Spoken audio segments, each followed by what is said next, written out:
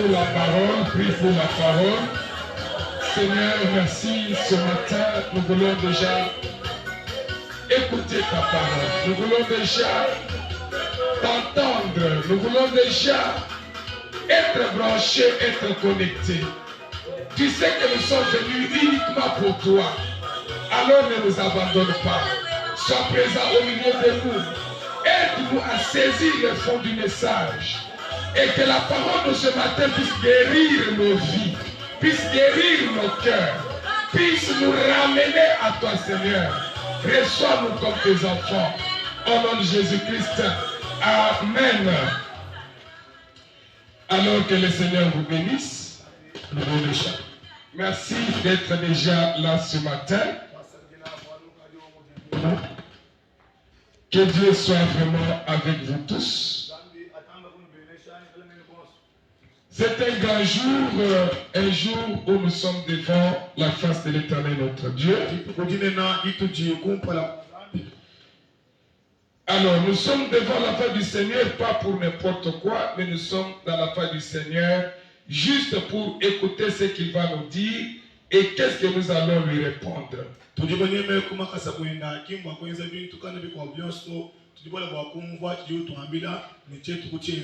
Notre enseignement est en train de continuer. La fois passée, c'est-à-dire le mercredi, mardi plutôt. Je crois que là, nous nous sommes dit ensemble que l'offrande d'action de grâce et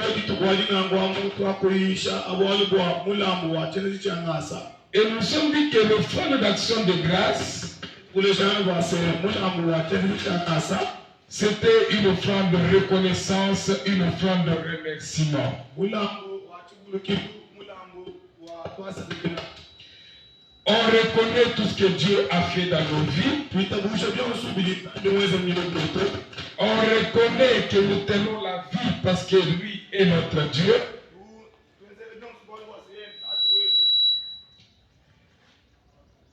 Ça s'appelait autrement une offrande de communion. C'est pourquoi lorsque nous avons lu 1 Jean chapitre 1, les versets 3, 6 à 7,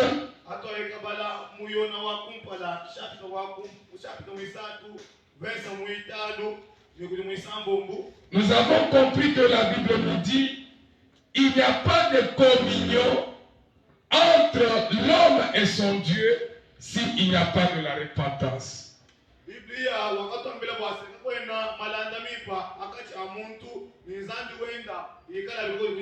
Nous nous trompons quand nous disons que nous sommes en communion avec Dieu, alors que nous vivons dans le péché.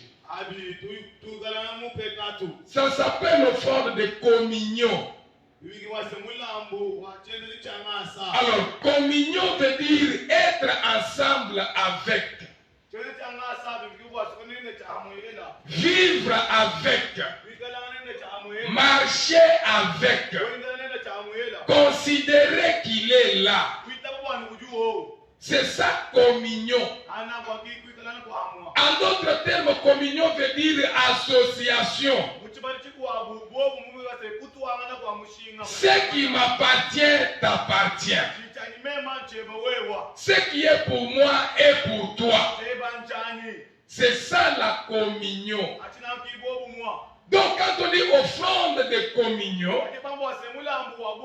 cela signifie que l'homme revenait à lui-même. Il examinait tout le progrès qu'il a connu.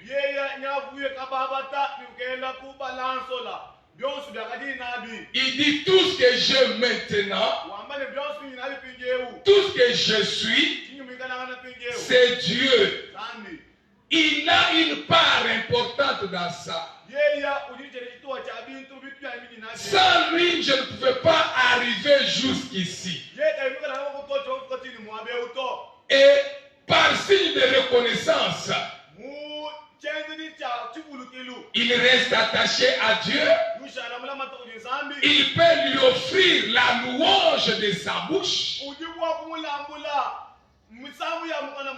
il peut offrir à ce Dieu-là un service qu'il rend à Dieu comme offrande.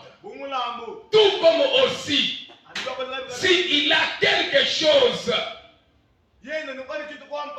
il peut prendre et il peut également donner à Dieu. Donc nous avons vu que dans la Bible, malgré toute cette reconnaissance-là, le peuple de Dieu, à un certain moment, pouvait toujours offrir à Dieu leur reconnaissance, leur présence, une louange de leur bouche, un service à l'Éternel.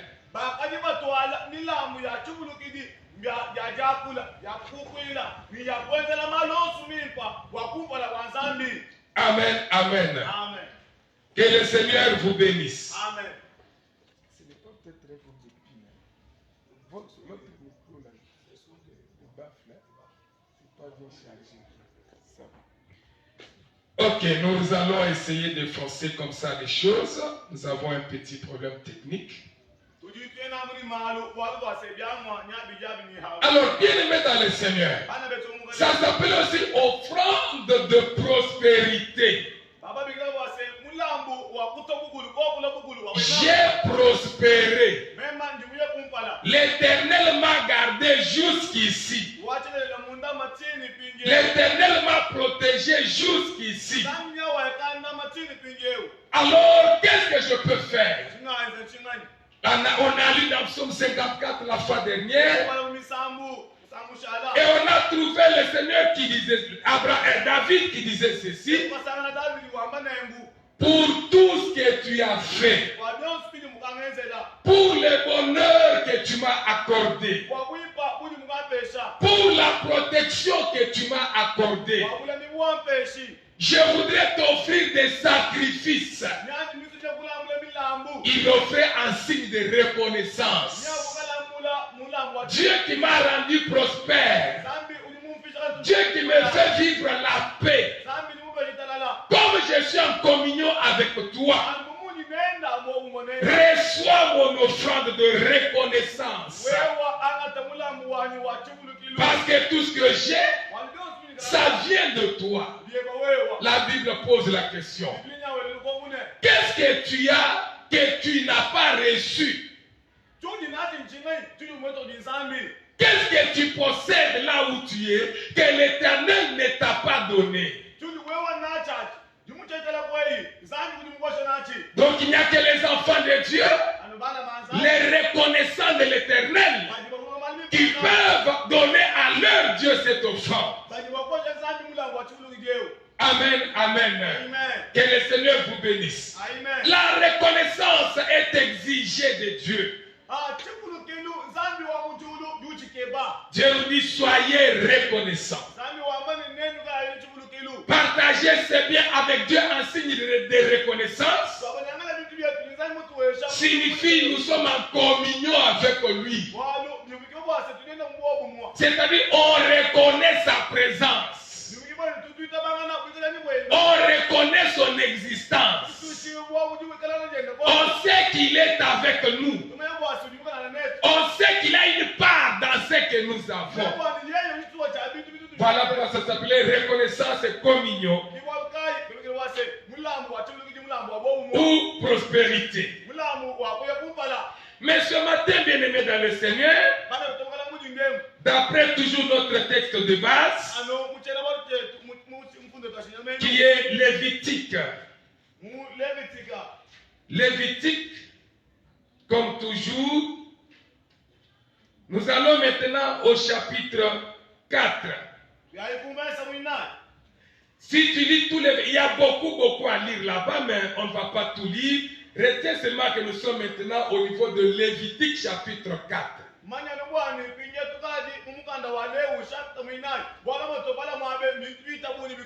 Alors, je fais juste un symbole de lecture. Tenons-nous debout et lisons. L'Éternel, je suis dans Lévitique chapitre 4, je commence à partir du premier verset. L'Éternel parla à Moïse et dit, parle aux enfants d'Israël et dit, lorsque quelqu'un péchera involontairement contre l'un des commandements de l'Éternel, en faisant des choses qui ne doivent point se faire, si le sacrificateur ayant reçu l'onction, qui a péché et a rendu par là le peuple coupable, il offrira à l'Éternel pour le péché qu'il a commis un jeune taureau sans défaut en sacrifice d'expiation. Amen. Amen. On peut se rasseoir, mais à la maison, continue cette lecture pour bien comprendre ce que signifie l'offrande de culpabilité ou l'offrande d'expiation. Culpabilité qui veut dire, en d'autres termes, péché volontaire. Gigi Banda. Wakuya kajandula malumi pani manenga ajinzani mutu kujina mbibili yemu ambapo wase kujandula pekatu ili mwikala mwenza ili mwewe kutuisha na shi mwewe kuto uyibanda na imu pekatu ye uyibanda na ili mutu ishibwa. Amen, amen. Alors ce matin nous voulons parler de cela, l'offrande d'expiation. Tout parle du péché. Que ce soit la culpabilité, que ce soit la culpabilité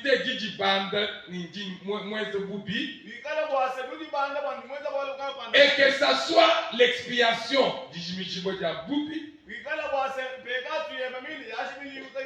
Parce que nous voyons la Bible ressortir deux types de péchés ici.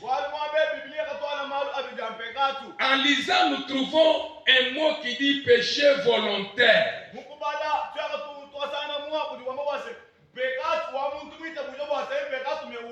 Et péché involontaire. Amen, peuple de Dieu. Au départ, tout est péché. Dieu est contre toute forme de péché.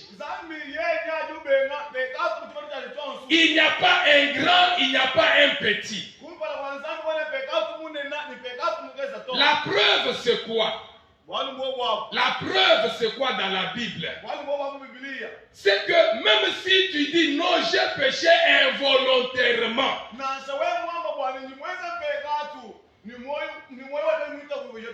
la Bible dit, il y a toujours un sacrifice que tu fais. Même si tu as fait volontairement, il y a toujours un sacrifice à faire. Ceci montre que ce soit petit ou grand, volontaire ou involontaire, aux yeux de l'Éternel, tout est péché. Voilà pourquoi il est dit aux gens qui se glorifient par rapport à l'impudicité. Il dit, je ne suis pas impudique. Je ne cours pas derrière les femmes. Je n'abuse pas les enfants d'autrui, les filles. Alors Jésus le regarde et dit, ce sont mes commentaires. Jésus regarde et dit, vous dites que vous ne connaissez pas ce péché, mais moi je vous dis, si tu regardes seulement une femme avec convoitise, tu as déjà péché dans ton cœur. Tu as déjà commis cet adultère dans ton esprit. Voilà que la Bible est claire. Petit et grand. Volontaire, involontaire. Mais aux yeux de l'Éternel, tout est péché. Et si tout est péché, nous devons très rapidement rechercher la réconciliation avec Dieu. Bien-aimé dans le Seigneur, même tel que je prêche cela, je ne suis pas un ange. Même tel que je prêche cela, je ne suis pas Dieu. J'ai le même corps que vous. J'ai les yeux comme vous. Il m'arrive de broncher d'une manière ou d'une autre. Parce que si je ne le dis pas, c'est comme si je suis orgueilleux. Et c'est comme si Dieu devient menteur par rapport à sa parole. Vous dire que je suis un saint, ça sera vous tromper. Mais il y a au moins une particularité. La particularité, c'est quoi? La force de résister. La force de dire non. La force de se stopper. La force d'arrêter tout dans son mental. Bien aimé dans le Seigneur. Parfois vous dites, vous confessez le péché qui n'existe même pas peut-être. Qu'est-ce que je veux dire par là? Alors, quand je regarde ton téléphone et que tu n'es pas là, j'ai le désir de prendre ton téléphone comme pour voler. Ça, c'est dans mon esprit. Que je prenne comme il n'est pas là. Et je m'engage maintenant. Pendant que je suis en train d'aller vers ton téléphone, il y a un jugement dans mon cœur. Il y a dans mon cœur une voix qui me dit, mais c'est mal ce que tu veux faire. C'est le Saint-Esprit qui parle. Qui me dit que c'est un mal ce que tu veux faire. Mais le démon, quant à lui, il me dit toujours dans le fond de mon cœur que ce n'est pas un problème. Va prendre. Tu n'as péché contre personne. Je suis devant un jugement. C'est là l'intérêt d'être chrétien. C'est là l'avantage d'avoir la soif de Dieu. L'avantage d'avoir le Saint-Esprit. Lorsqu'on a une grande soif de Dieu, lorsqu'on a le Saint-Esprit, lorsqu'on aime Dieu de tout son cœur, on va écouter la voix du Saint-Esprit. On va se retenir. On ne va pas aller jusqu'au bout. Ainsi, celui qui s'était déjà engagé pour voler, peut-être il a déjà même pris le téléphone et il a mis dans sa poche. Il est parti avec.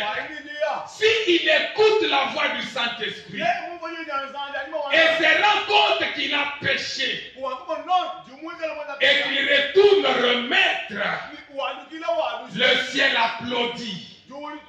Il y a la fête au ciel. Dieu est très content. Et il ne comptera pas cela comme si tu as fait quelque chose de mal non plus. Pourquoi? Parce que tu étais sur le point de faire, mais tu as écouté la voix de Christ et tu as stoppé. Bien sûr, tu avais déjà touché. Bien sûr, tu avais déjà mis dans ta poche. Voilà la différence que la Bible fait ici. Entre la culpabilité et un péché volontaire.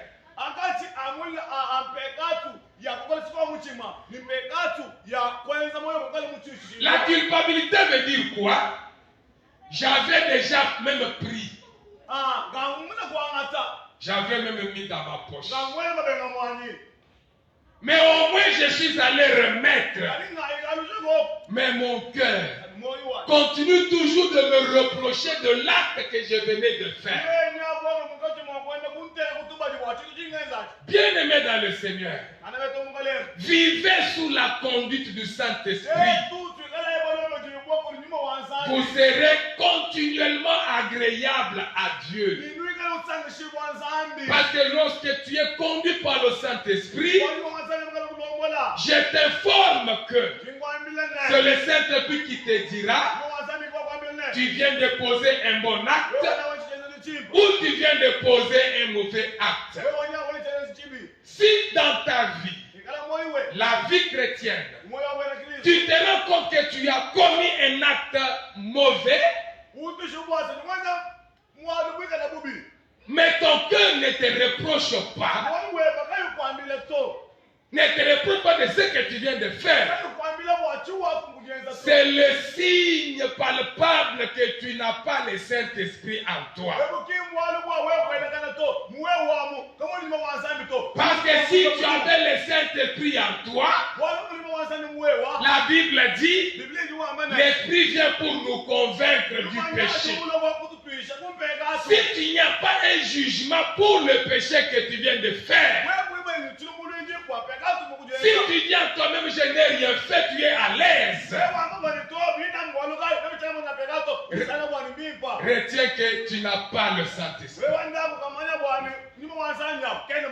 Peut-être je peux répondre rapidement à ceux qui disent comment savoir que j'ai le Saint-Esprit. Même s'il existe plusieurs réponses par rapport à la Bible, mais le premier signe que tu as le Saint-Esprit en toi, c'est lorsqu'on te convainc par rapport au péché.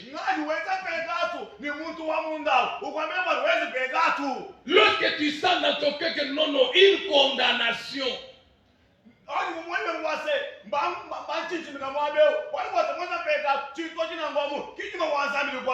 Non seulement la condamnation, mais on te pousse même à la réparation, à la réconciliation. C'est le premier signe qui peut te faire croire que maintenant j'ai le Saint-Esprit. Parce que ça s'appelle Saint-Esprit. Esprit Saint. C'est-à-dire de pureté, de sainteté.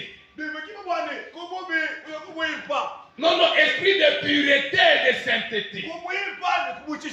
Tu as reçu un esprit de pureté et de sainteté.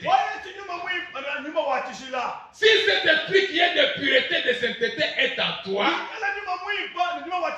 je n'ai jamais été à Québec ou là, ça s'appelle Mungamba non plus. Mais on me dit que cette eau-là ne supporte pas les déchets, ne supporte pas de saleté. Après la pluie, l'eau est sale. Mais après un moment, vous trouvez toutes les saletés là au bord.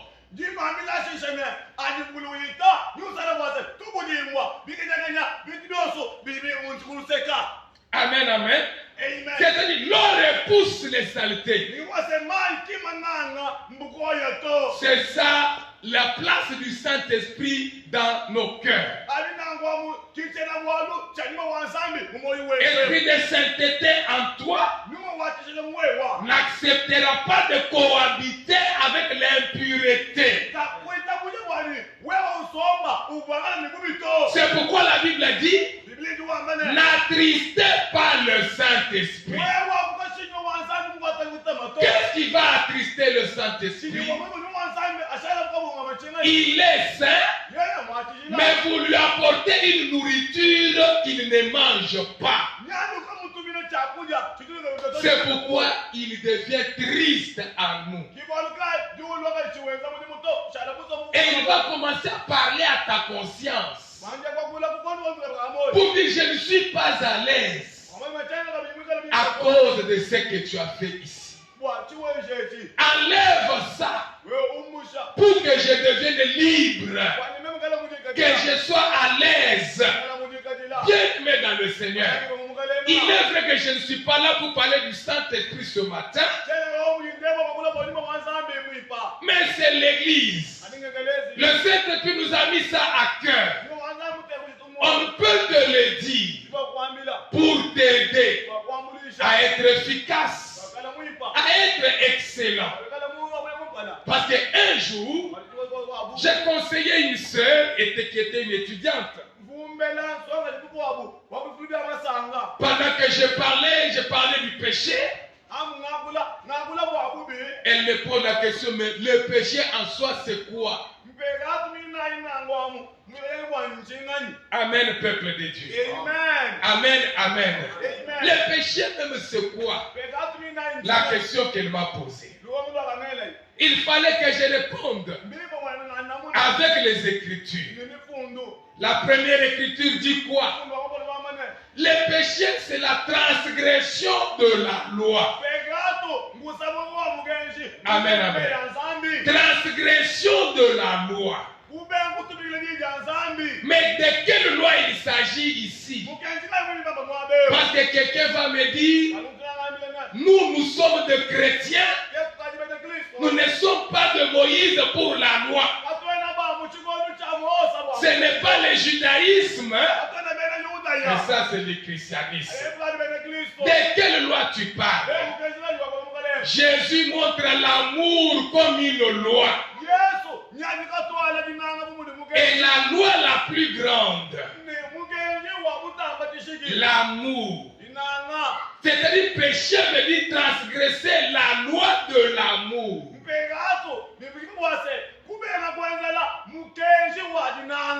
Faire quelque chose qui peut déplaire à Dieu et déplaire à ton semblable.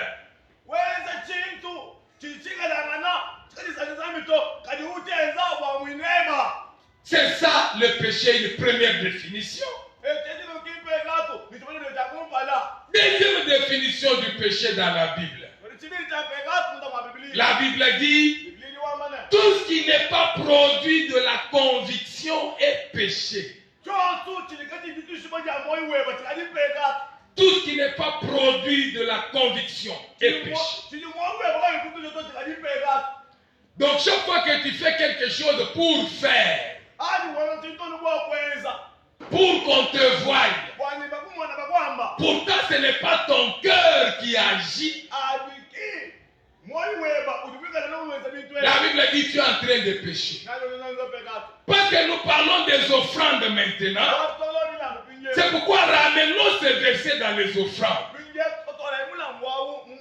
Même si on se tient ici, on dit qui peut me donner autant, qui peut me donner autant. Si tu n'as pas la conviction dans ton cœur de le faire, mais tu le fais parce qu'on dit, tu as péché.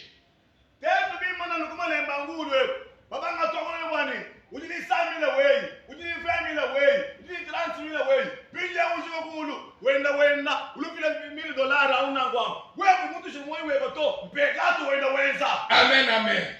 Il y a des gens qui disent, j'ai offert à Dieu. J'attends la bénédiction. Mais la bénédiction ne vient pas. Parce que pendant que lui dit qu'il a donné à Dieu, Dieu le regarde et dit, il vient de pécher. Pourquoi? Parce que ce n'était pas la conviction de ton cœur. Tu as fait ça parce que j'ai beaucoup insisté. Tu as fait ça parce que pour me faire plaisir.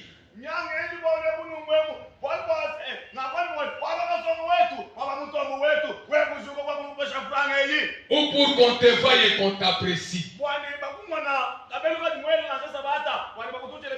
C'est pourquoi dans les conditions, vous avez vu la Bible dire, il n'y a que les personnes de bon cœur qui peuvent donner, qui ont un cœur disposé, qui peuvent donner et qui peuvent donner volontairement, sans chagrin dans leur cœur.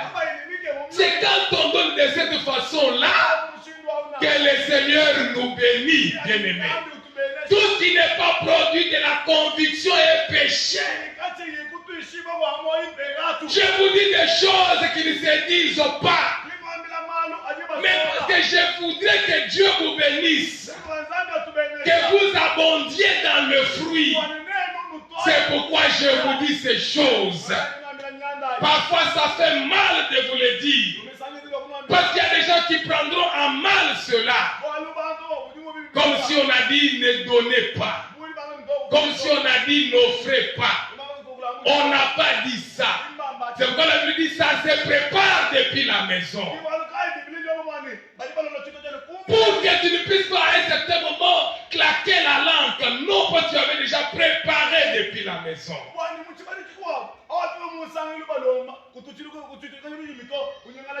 Les péchés. C'est quoi? C'est tout ce qui ne vient pas de la conviction de ton cœur.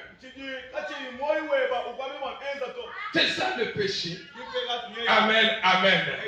Il y en a aussi plusieurs définitions. Mais au moment opportun dans notre enseignement sur le prochain enseignement sur la nouvelle naissance, je crois qu'on pourra beaucoup approfondir cela.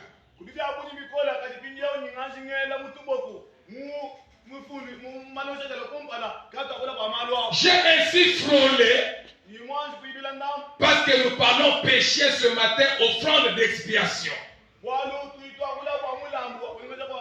Bien-aimés dans le Seigneur, tous tels que nous sommes là, la Bible a dit, nous bronchons tous d'une manière ou d'une autre.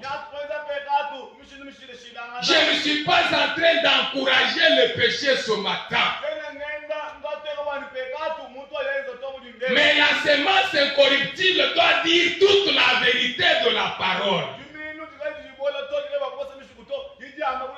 La Bible dit Dieu a renfermé tout le monde à la désobéissance pour que sa grâce soit sur nous.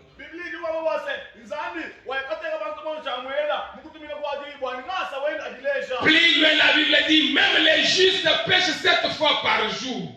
Je ne suis pas en train d'encourager le péché. Parce que tu ne connais pas les conséquences que ce péché-là peut amener dans ta vie. Tu peux croire que c'est une petite chose, mais qui peut avoir des conséquences graves sur ta vie, qui peut te coûter cher dans ta vie. Je ne suis pas en train d'évoquer tous ces versets pour t'encourager dans les péchés, non. Dieu condamne le péché. Dieu est contre le péché. Il veut que nous vivions en harmonie avec lui. La Bible dit, l'homme qui pêche, c'est celle qui mourra. Les salaires du péché, c'est la mort.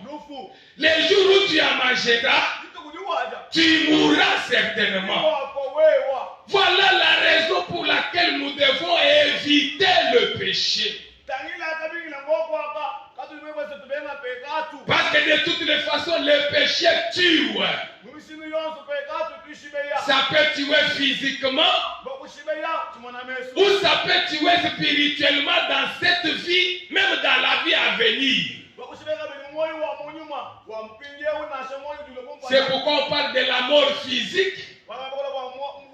C'est-à-dire, je tombe, je meurs, on m'enterre. Mais on parle aussi de la mort spirituelle. C'est-à-dire, tout celui qui n'a pas le Fils, qui n'a pas Jésus, il ne vit pas. Même s'il parle, même s'il marche, c'est un cadavre qui marche. Il est spirituellement mort parce qu'il est séparé de Dieu. Or, bien-aimé dans le Seigneur, la vie est avec Dieu. Loin de Dieu, c'est la mort. Loin de Dieu, tu es avec le diable. Et Jean 10 dit, le diable ne vient que pour tuer, égorger et détruire. Ça ne marche pas dans ta vie, dans ton commerce, dans tes études, dans tes projets, à cause du péché. Spirituellement mort, spirituellement séparé de Dieu. Mais le Dieu ici, c'est bien lui l'engrais qui donne la bonne santé aux arbres.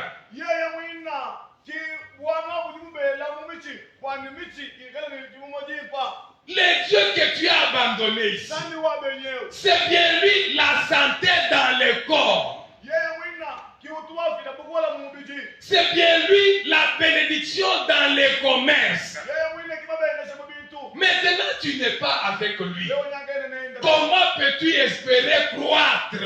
mushina yeye witatu wewe Tu ne vas pas croître parce que tu es séparé de Dieu. walu nyawa atokaniza Parce que tu es séparé de la source de bénédiction. walu nyawa atata wali mushimi wa mabega Voilà le mal du péché. kibubi mwa pekatwa Dieu connaissant que le péché n'apporte que de mauvaises choses, zambi mkama ya mwa pekatwa kwa la moyo n'apporte que la mort, la mort de nos activités, la mort dans nos foyers, la mort dans tout ce que nous faisons.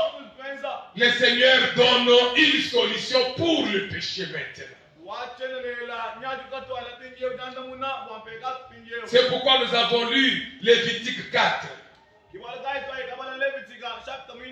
qui montre ce qu'on doit faire lorsqu'on se rend compte qu'on a péché. Il faut aller devant Dieu avec une offrande.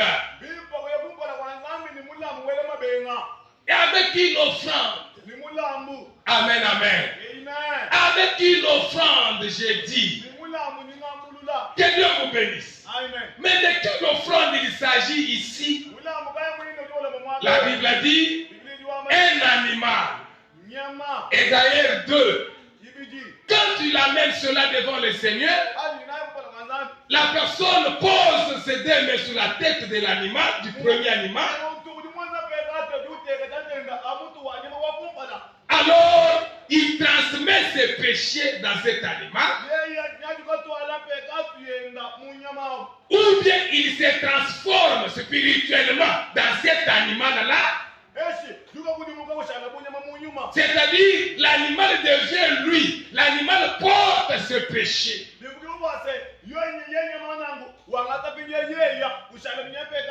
Pour être tué à la place de l'homme.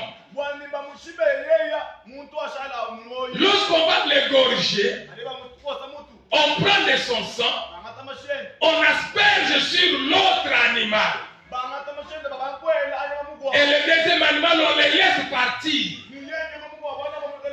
Bien-aimé dans le Seigneur, toutes ces deux significations ici, symboles,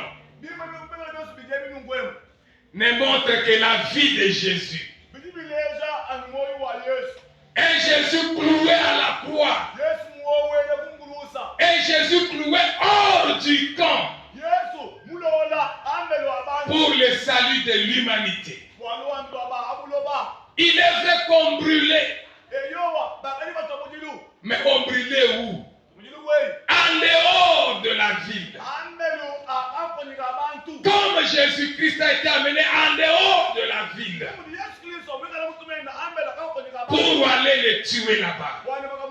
Bien-aimé dans le Seigneur, comme j'étais en train de le dire, ne vous justifiez pas lorsqu'il s'agit de péché.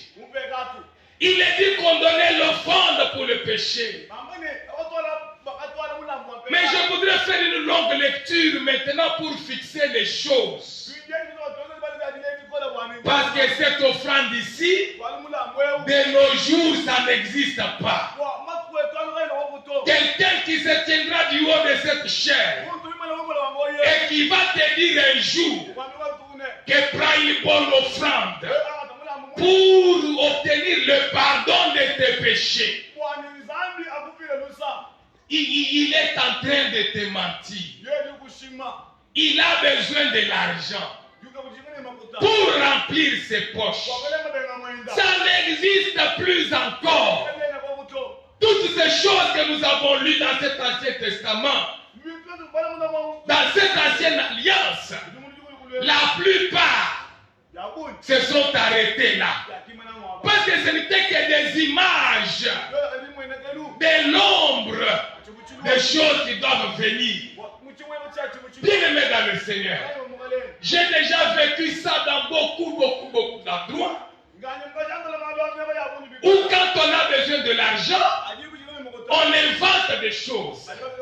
J'ai vu Dieu en colère Ça, c'est un prophète peut-être. J'ai rêvé la nuit. Ça, c'est un pasteur peut-être.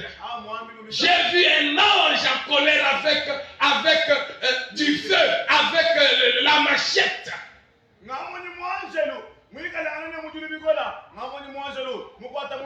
Pour tuer et détruire à cause du péché. Le peuple a péché. Mais Dieu m'a dit que mon peuple prenne une bonne offrande pour que je leur pardonne. Une fausse prophétie, ça vient du diable. Un mauvais songe qui vient du diable. De nos jours, il n'y a que l'agneau de Dieu qui ôte le péché du monde. Il n'y a que l'agneau de Dieu qui ôte le péché du monde. Il n'y a rien d'autre que l'agneau de Dieu qui ôte le péché du monde. Par contre, dans sa prophétie ou dans sa vision, il pouvait nous dire, le Seigneur m'a dit, pour que je vous pardonne, repentez-vous, convertissez-vous. S'il nous dit comme ça, il nous a dit la parole de Dieu. Mais s'il nous demande l'offrande pour que la colère de Dieu puisse s'apaiser, c'est un cupide, un menteur, un voleur. Il a besoin de s'enrichir. Ne donnez pas de l'argent dans ces conditions-là. Ne donnez pas. Il n'y a pas une offrande de rachat au moment où je vous parle. Ça n'existe pas. C'est pourquoi lisons ces textes plus longs dans Hébreux chapitre 9. Et on va lire aussi un texte long dans Hébreux chapitre 10. Parce que tout ce que je dis ici, il y a des gens qui pensent que je suis devenu fou ou je m'attaque à quelqu'un, je ne m'attaque à personne. Mais je parle à la parole de Dieu. Peut-être si vous ne me croyez pas moi, vous allez croire les écrits de la Bible. Lisons dans Hébreux chapitre 9. Je vais lire à partir de 8 jusqu'à décembre. C'est beaucoup. Mais je veux que vous compreniez quelque chose là-bas.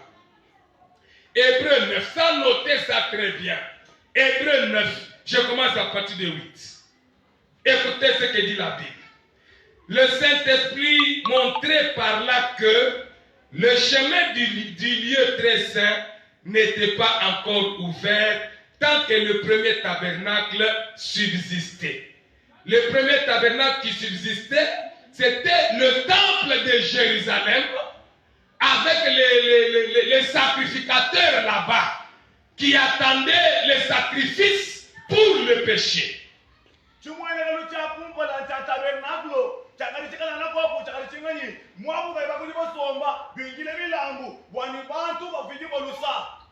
C'est une figure pour les temps actuels. Est-ce que tu peux interpréter directement? C'est une figure pour les temps actuels. C'est une figure pour les temps actuels où l'on présente des offrandes et des sacrifices qui ne peuvent rendre parfait. Je voudrais relire là-bas. Qui ne peuvent rendre parfait. Sous les rapports de la conscience, c'est lui qui rend ses cultes.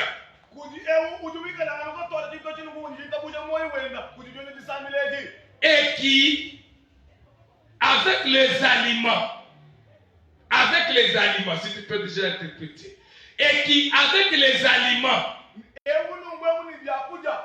c'est-à-dire, il y a un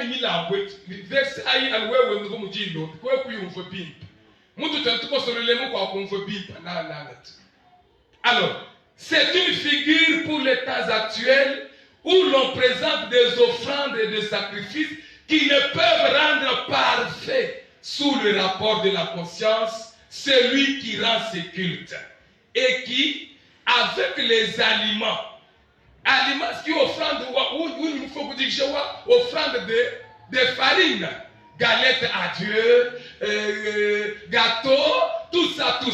Je venais de lire ça.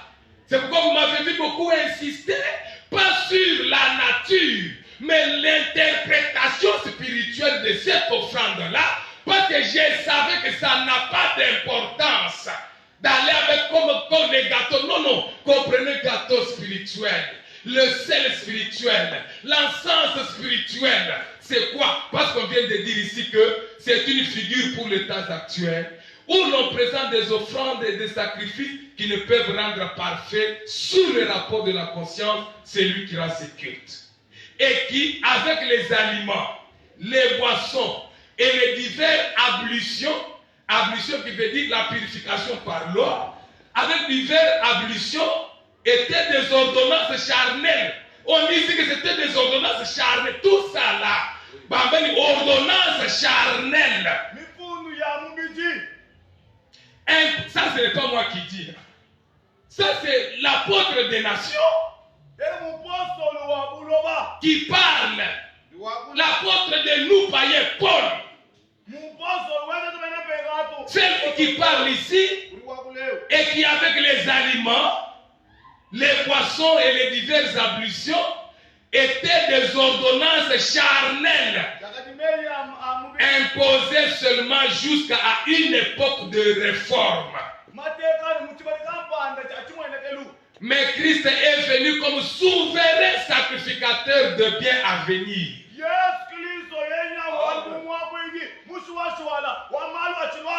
Il a traversé les tabernacles plus grands et plus parfaits.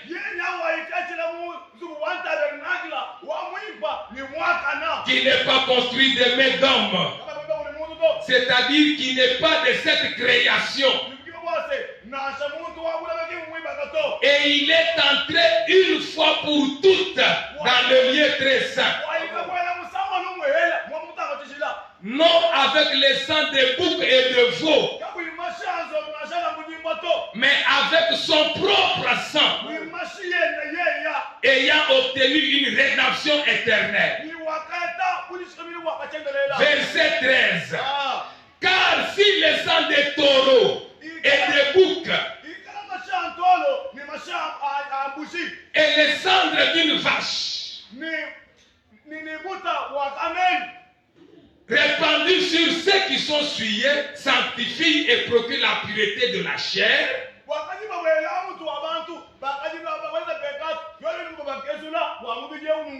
combien plus le sang de Christ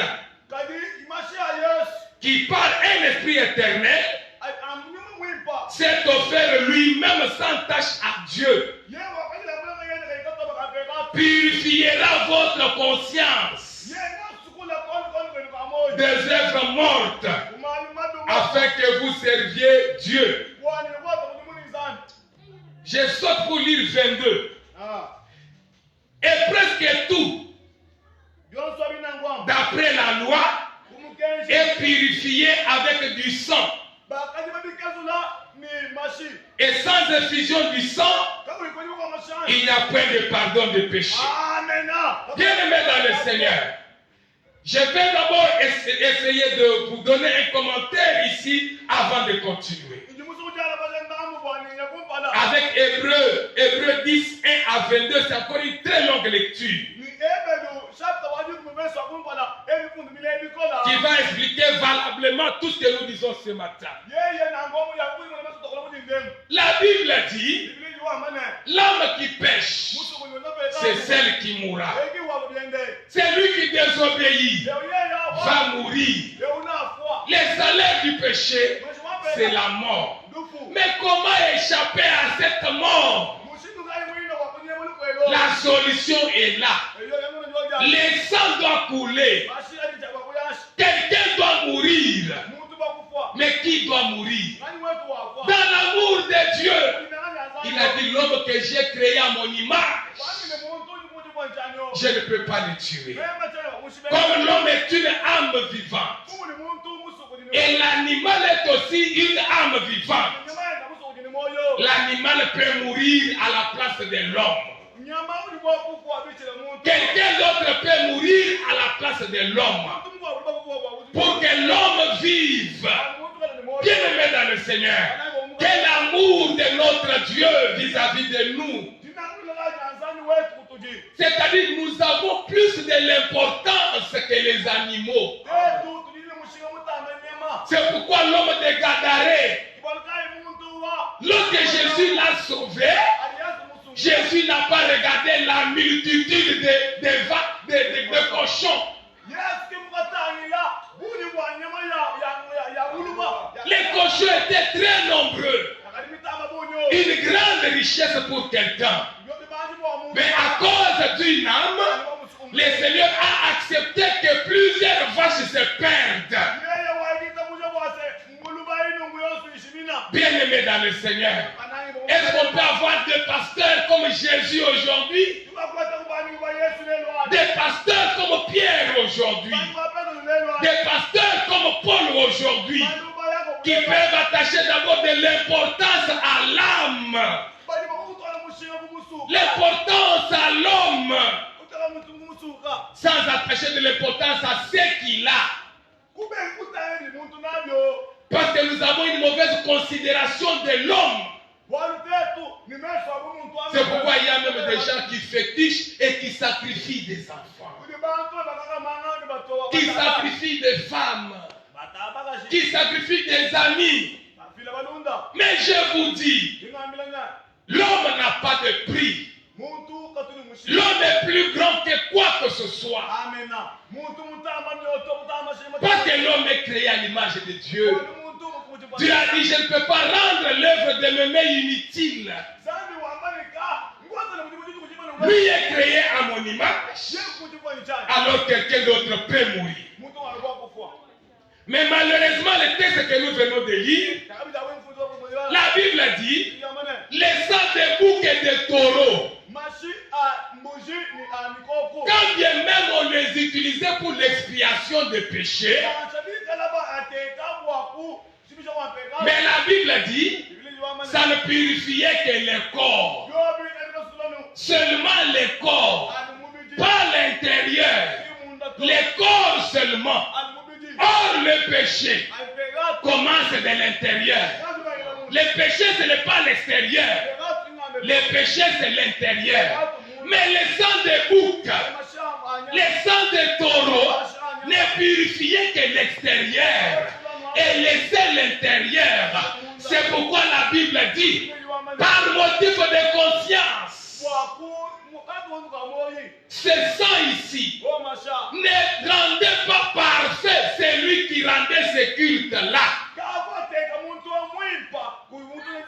Parce que quand on lave le corps, le péché est à l'intérieur. C'est pourquoi l'envie de péché continue toujours. L'envie de péché continue toujours. Parce qu'on a lavé l'extérieur. On n'a pas lavé l'intérieur. Mais la Bible dit, quand le sang de Jésus vient, si vous avez été attentif à la lecture de la Bible, la parole de Dieu dit, le sang de Jésus ne lave pas le corps. Mais le sang de Jésus purifie la conscience. C'est-à-dire attaque l'intérieur. C'est-à-dire le sang de Jésus n'attaque pas les œuvres que nous faisons, mais le sang de Jésus attaque ce qui nous fait pécher. C'est pourquoi la Bible dit, c'est lui qui confesse et qui prend la décision d'abandonner, c'est celui-là qui sera pardonné. Or, pour confesser, c'est purifier la chair. Mais quand on dit abandonner, c'est purifier son âme. Et l'unique sang qui peut faire ça, il n'y a que le sang de Jésus-Christ seul qui va purifier nos âmes. Dès que tu es purifié avec le sang de Jésus, tu perds même les goûts de péché. Tu perds les goûts de péché. Parce que le sang de Jésus t'a attaqué de l'intérieur. Bien-aimé dans le Seigneur, qui sera pardonné s'il n'a pas effusion du sang? Et quel est le sang qui est agréable maintenant? La Bible dit, tout ce qui était pratiqué dans Lévitique 4 n'était que l'ombre. On dit une loi charnelle. pour un petit temps. Mais la réalité est venue avec Jésus maintenant. Les vrais sacrificateurs, Jésus-Christ, l'autel, la croix, et puis le sacrifice, Jésus-Christ lui-même. Bien-aimé dans le Seigneur, c'est pourquoi la Bible dit, il n'y a point de condamnation pour ceux qui sont en Christ. Pourquoi ceux qui sont en Christ ne sont pas condamnés? Parce que Christ est leur substitut. Leur substitut. Il a pris nos péchés sur la croix. Il est mort à notre place. Et nous vivons de sa vie. Et la Bible dit, il a offert une seule fois définitivement. Il n'entre pas une fois par an et plusieurs fois, non. Il est entré une seule fois. Il a donné un seul sacrifice. Et définitivement pour racheter le monde.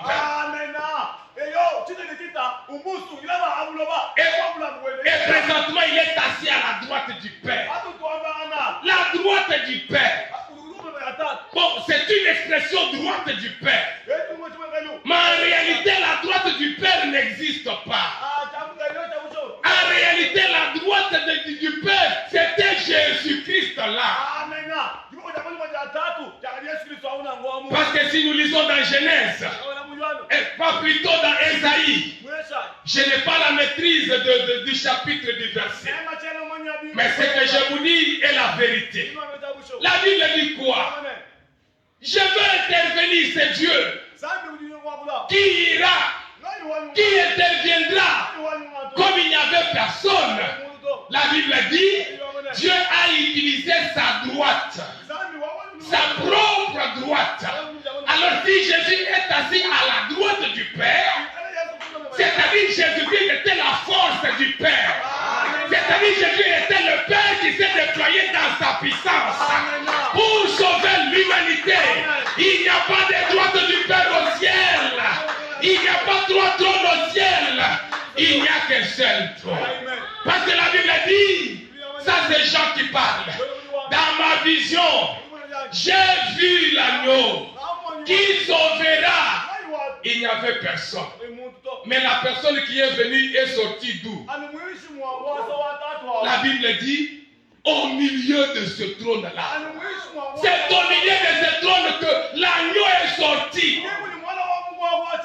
C'est-à-dire Dieu qui utilise maintenant sa droite, qui s'élève maintenant dans toute sa puissance pour aller attaquer le royaume des ténèbres et délivrer son peuple. Bien-aimé dans le Seigneur, la Bible dit, il n'y a point de condamnation pour ceux qui sont en Jésus. Tu veux que Dieu oublie définitivement tes péchés? La solution est là. Que dit la Bible? La Bible, je te donne deux versets importants que tu dois retenir dans ta vie. Et que tu dois chaque fois montrer au diable qui te dit dans ton cœur que toi, Dieu ne peut pas te recevoir ou te pardonner.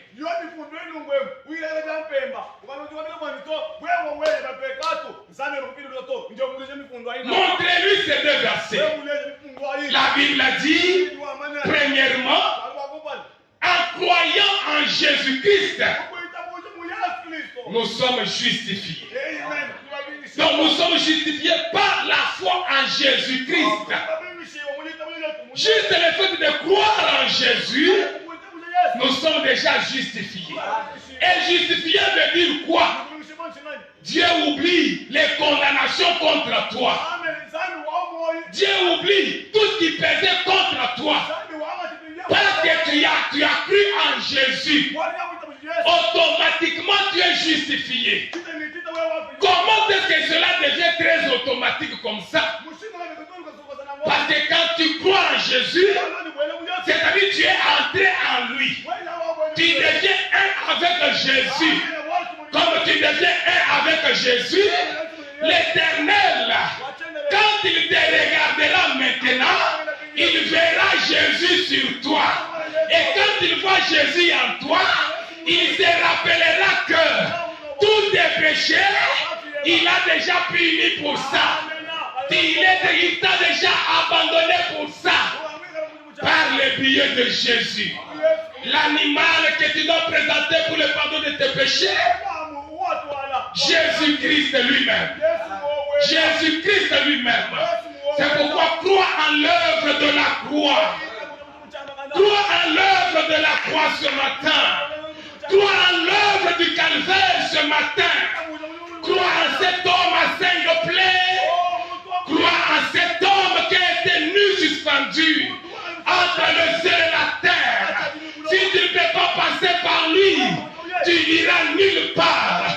Tu périras dans tes péchés, car rien d'autre ne peut être capable d'ôter tes péchés. La Bible dit, voici l'agneau de Dieu. C'est lui qui ôte le péché du monde. Pas d'autre chose. Je vais terminer. Prenons Hébreux 10. C'est encore une très longue lecture. Mais c'est bien qu'on lise. Pour que nous comprenions ces choses. Pour qu'un jour, qu'on ne puisse pas vous tirer de gauche à droite autour de l'argent. Comme tu n'as pas fait ça pour atténuer la colère de Dieu. Donne l'argent, donne. Non, non. L'unique offrande qui a réussi à adoucir Dieu, à abaisser la colère de Dieu, il n'y a que Christ crucifié. Christ crucifié.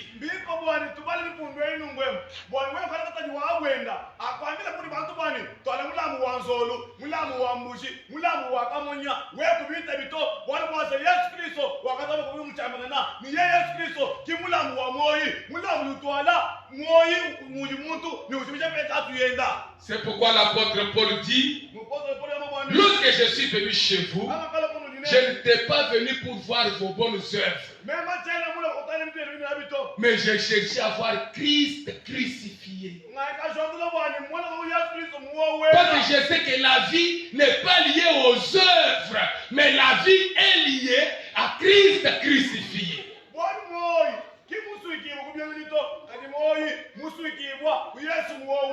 C'est pourquoi il a annoncé l'évangile de la croix. Parce que le salut de nos âmes, c'est passé par la croix. Que le Seigneur vous bénisse. Hébreux 10. C'est très long, tu vas lire à la maison jusqu'à 22. Mais je lis un peu. En effet, la loi qui possède un nombre de biens à venir et non l'exacte représentation des choses ne peut jamais par le même sacrifice qu'on offre perpétuellement chaque année amener les assistants à la perfection.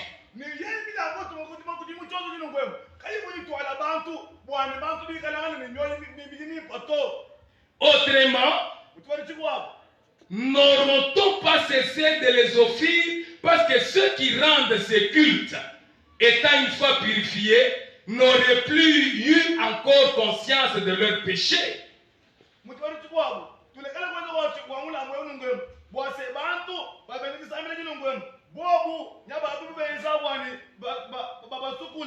Okay. Je continue cette lecture seule d'abord, on va expliquer ensemble.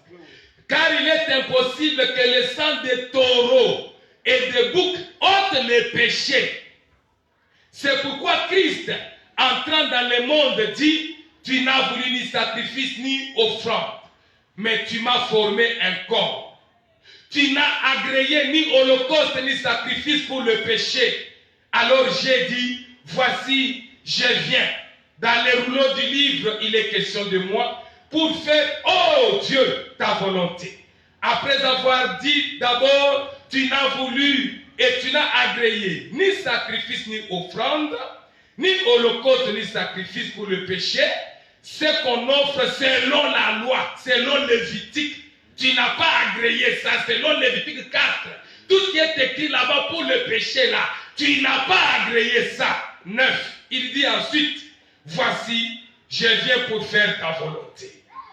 Il abolit ainsi la première chose pour établir la seconde. Ici, Jésus efface Lévitique 4 pour restaurer une autre alliance, une autre façon de faire les choses. C'est écrit dans les ça ne vient pas de moi. La Bible dit ça. Apporter les offrandes, tout ça, la Bible dit, et Lévitique 4 vient de tomber.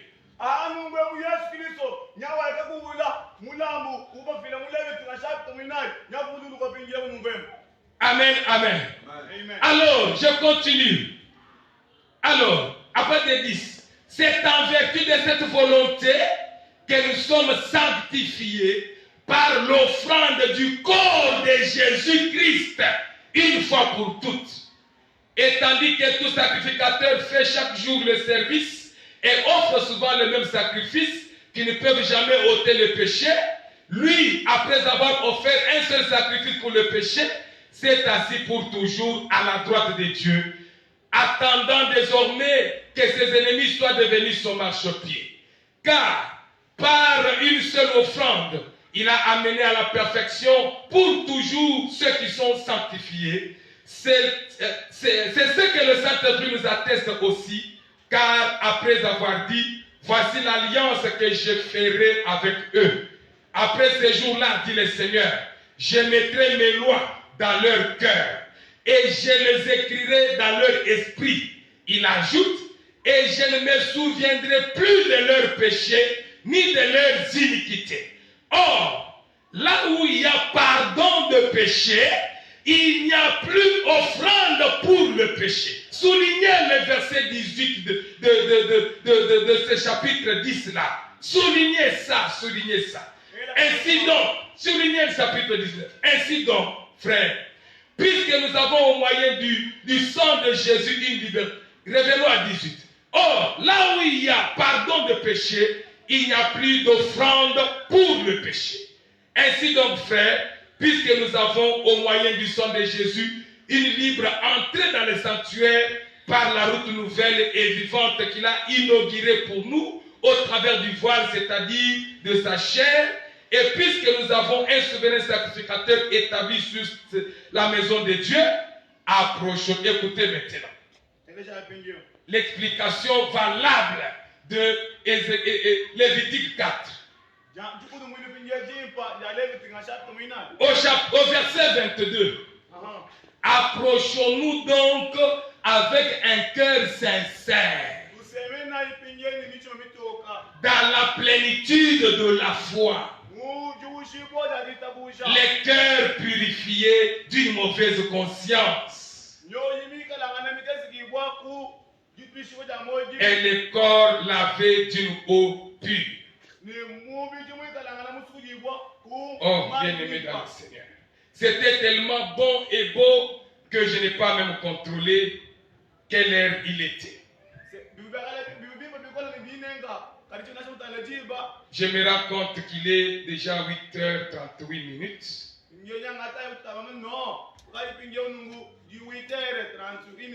C'est chez nous. On pourra toujours continuer parce que c'est très profond et très important ici. Parce qu'il faudrait que nous arrivions ici. Dans l'ancienne alliance, on obtenait le péché en respectant les prescriptions de Lévitique 4.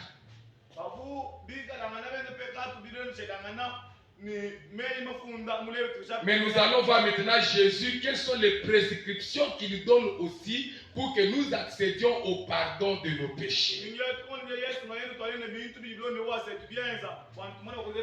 Que Dieu me garde en forme et avec force santé et vous garde aussi pour qu'on se retrouve dimanche et qu'on continue.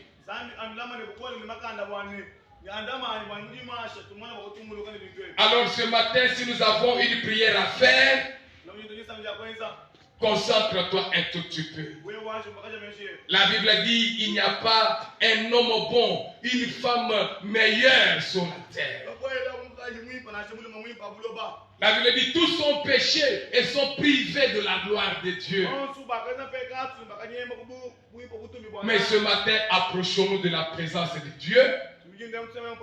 Approchons-nous du trône de la grâce.